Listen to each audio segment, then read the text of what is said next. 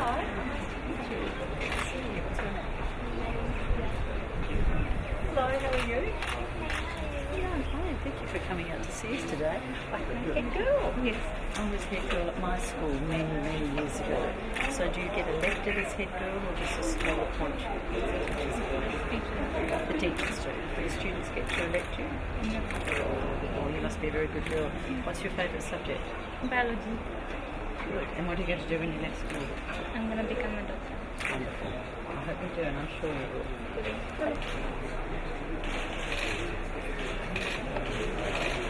And about 3 weeks ago, there was a big cyclone here.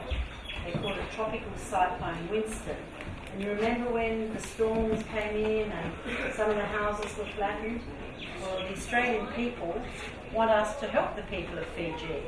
So I'm here to see the schools and the houses that are being rebuilt and talking to the people to let them know that you've got friends in Australia, that we help you when you are in need. This is city shop. So the roof came off? Yep. Whole thing gone up. Just ripped it all out. We can just be grateful that the children are here. Yep. The children No. here? No. What track was that? This was?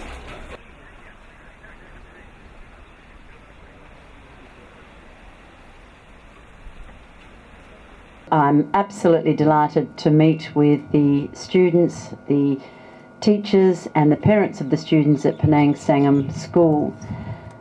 About 3 weeks ago, Fiji was hit by the strongest cyclone ever to make landfall in this country, with winds up to 325 kilometres an hour, and it was a Category 5 cyclone. As soon as I heard on that Saturday morning that a cyclone was heading your way, I sent a text to Foreign Minister Kumbumbola informing him that we knew a cyclone was heading your way and that Australia stood ready to support Fiji in any way that we could.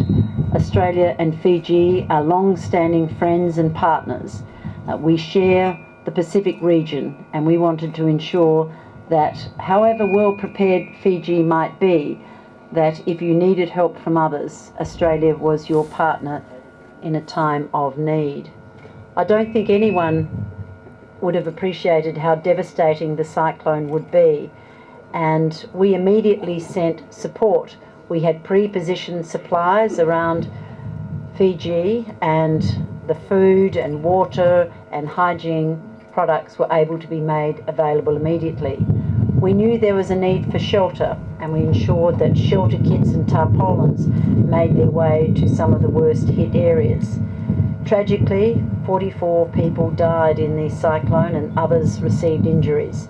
And I know Rakiraki was one of the hardest hit areas. We sent medical teams here as soon as we could, volunteers who had skills in engineering and carpentry, but it was apparent to us that more help would be needed. We had sent helicopters to help transport goods and personnel to some of the outlying islands, and we also sent surveillance planes to be able to assess the areas most in need and the people who needed support the most quickly. But it was evident that more help would be required, so we sent our biggest naval ship, HMAS Canberra, and it arrived in Fiji on the 1st of March with about 780 defence personnel on board who all had the skills needed to help in the recovery effort. All up, there are about 1,000 Australians here working with the Fiji government and the Fiji authorities in what we call Operation Fiji Assist. We also have a number of civilian volunteers, members of non-government organisations and charities who are doing as much as they can to help Fiji recover. The private sector has also supported Fiji at this time. Some of our banks, ANZ, Westpac, have provided financial relief. Our airlines have provided support in getting goods and supplies here. But what is most important is how the people of Fiji have responded. Through your government's preparation Fiji was well placed to resist what was a most ferocious storm, and the people have responded magnificently. I came over on a transport plane yesterday. It was about the 29th load of goods that our transport planes had brought over, and so I came on one of the transport planes. We went out to HMAS Canberra, and then by helicopter we went to Koro Island, and again here today to Rakiraki. And it's meeting the people that is so inspiring and gives us heart that Fiji will not only recover, but it will be bigger and better and brighter than ever before.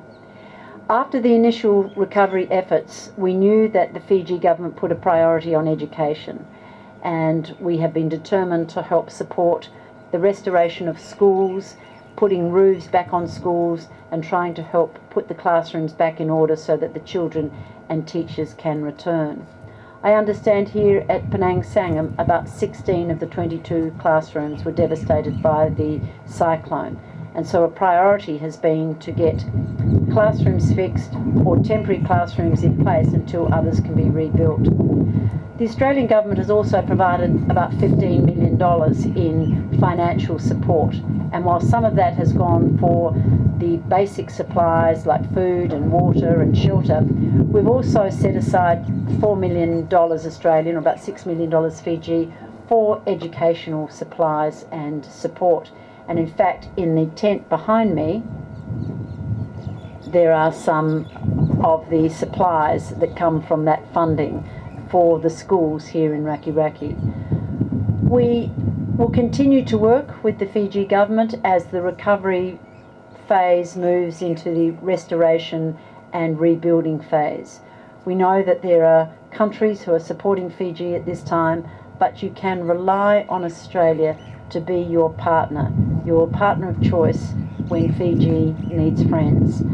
There's a very deep affection between the people of Fiji and the people of Australia. You're just a little bit too good at rugby, just a little bit too good, but we'll forgive you just this once.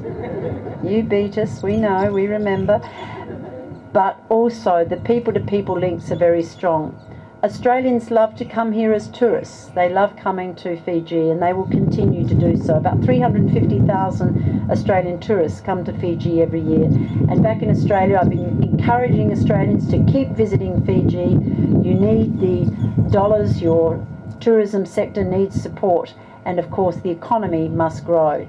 The children need to be educated. The children must not have their education interrupted so that they can go on and lead fulfilling lives that contribute to Fijian society. So thank you very much for having me here today. It's been quite moving to see what the Fijian people have been through at this time. The fact is, we live in a neighbourhood that is the most prone to natural disasters anywhere in the world. So we have to be prepared, be ready, but most importantly, support each other in times of need. I also want to acknowledge the Save the Children Fund and UNICEF for working with us in supporting the education outcomes here. We're working with a number of NGOs, a number of UN organisations, and very pleased to partner with Save the Children and UNICEF to ensure that the children of Fiji and the children in Rakiraki get the support that they so richly deserve. Thank you for having me here.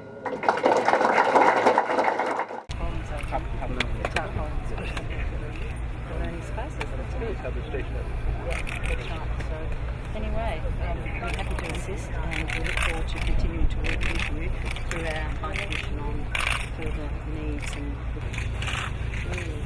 here we go, there's one in English.